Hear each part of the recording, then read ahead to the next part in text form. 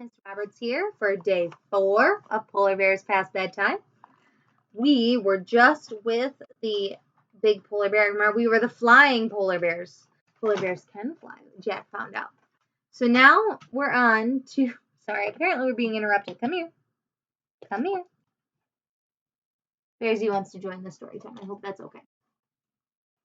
So we're on spirit lights. Jack, you can get up now, said Annie. Jack opened his eyes. Annie was standing over him. She still had her mask on. We're on safe ground, she said. Jack felt as if he'd been dreaming. He looked around. They had reached the tundra at the edge of the frozen sea. The cubs were roaming in the distance, but their mother was sitting nearby, gazing at Jack and Annie. She waited to make sure we were all safe, said Annie. Jack stared at the polar bear in awe. The words of the seal hunter came back to him. Always thank the animal spirits. We should thank the polar bear spirit now, he said. Of course, said Annie. Jack scrambled to his feet. Still wearing his bear mask, he stood before the polar bear and pressed his hands together. We thank you, he said, bowing. Yes, we thank you forever, said Annie, also bowing. We thank you beyond the moon and stars, said Jack. And beyond the deepest sea, said Annie. Then she threw out her arms and twirled around. Jack did the same. They both danced around in the snow, honoring the bear. Finally, they stopped and bowed one last time. When they looked up, the polar bear rose up on her hind legs. She was twice as tall as Jack. She lowered her huge head as if she were bowing back to them. At that moment, the sky exploded. The night became a giant swirl of red, green, and purple lights. It looked like a genie coming out of a magic lamp. The sight took Jack's breath away.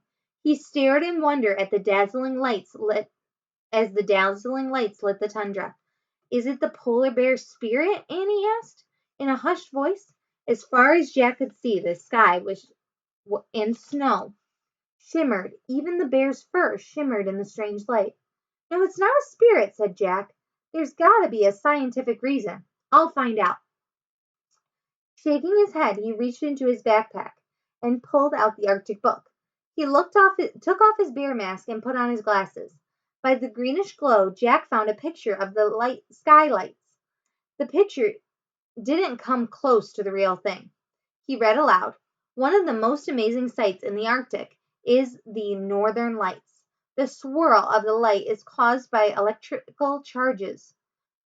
electrically charged particles from the sun striking atoms and molecules in the Earth's atmosphere." See, there is a scientific reason, said Jack. It's not the spirits. Then suddenly all the dancing lights were gone, as if someone had blown out a candle. The magic had ended.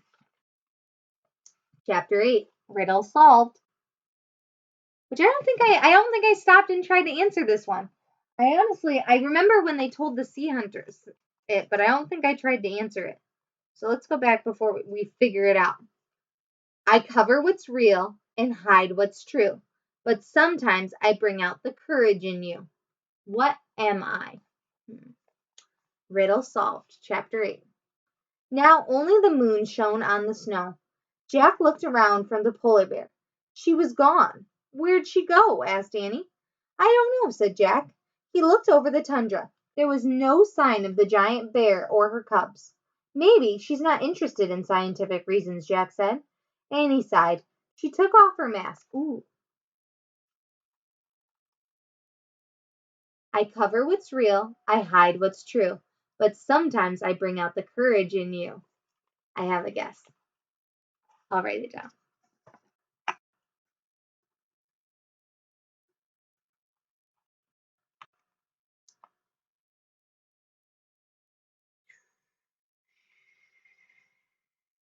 Annie sighed. She took off her bear mask and handed it to Jack.